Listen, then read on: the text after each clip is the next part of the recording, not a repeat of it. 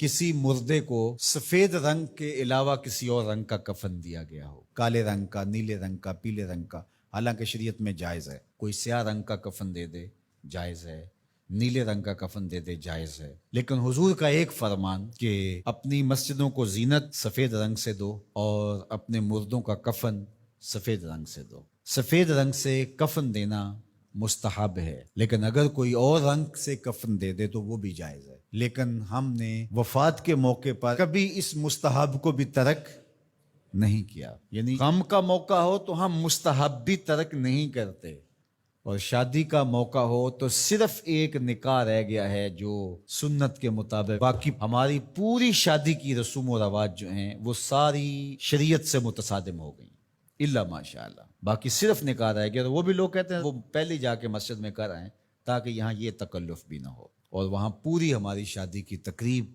जो है वो हमारी मर्जी के मुताबिक। ये ख़ानदानी रस्म है, ये हमने मीडिया पे देखी थी, ये सोशल मीडिया पे देखी थी, ये हमारे एक दोस्त की शादी पे गए थे, ये हमने वहाँ देखा था। और कितनी तहजीबों का मगलूबा बना के हम एक तकरीब करते हैं और उसमें हमारी ख्वाहिश होती है। हम शरीयत से नहीं पूछते कि शरीयत इसके बारे में क्या कहती है।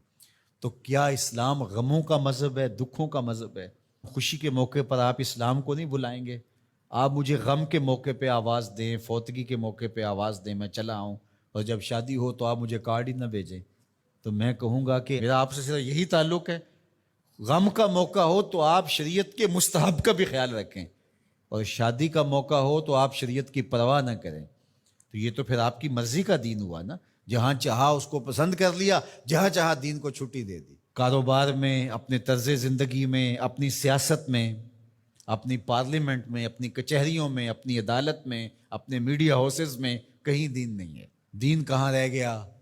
अल्लाह अकबर। इकबाल ने जो शिकवा में कहा कि अगर मस्जिद में सफ़ आ रहा होता है तो गरीब, दीन गरीबों के पास रह गया। दौलत बढ़ती जाती है तो दीन भी मर्जी का होता जाता है। मौलवी साहब को पाबंद करने चाहते हैं लोग कि आप इस तरह का दीन दे जिस तरह हम चाहते हैं। तो ये तो अपनी ख्वाहिश और आरजू और तमन्ना का नतीजा हुआ। तो अल्लाह फरमाता है फिर ये क्या होगा अगर तुम ऐसा करोगे, तो आखिरत रही, वहां तो अशद अजाब तुम्हें होगा ही, दुनिया में भी तुम्हारे लिए खिज़युन, रुसवाई है। और आज हमारा मसला क्या है?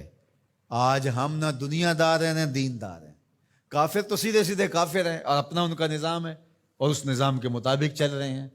और हम क्या हैं? हम राधे बटेर राधे तीतर। कभी हम कहते हैं हम मुसलमान हैं और कभी कहते हैं नहीं, हम जदीद तहजीब के नमूने हैं, और हम उस सूरत के अंदर अपने आप को दिखाना पेश कर रहे होते हैं। तो हमारी शक्लें रोज़ बदलती रहती हैं।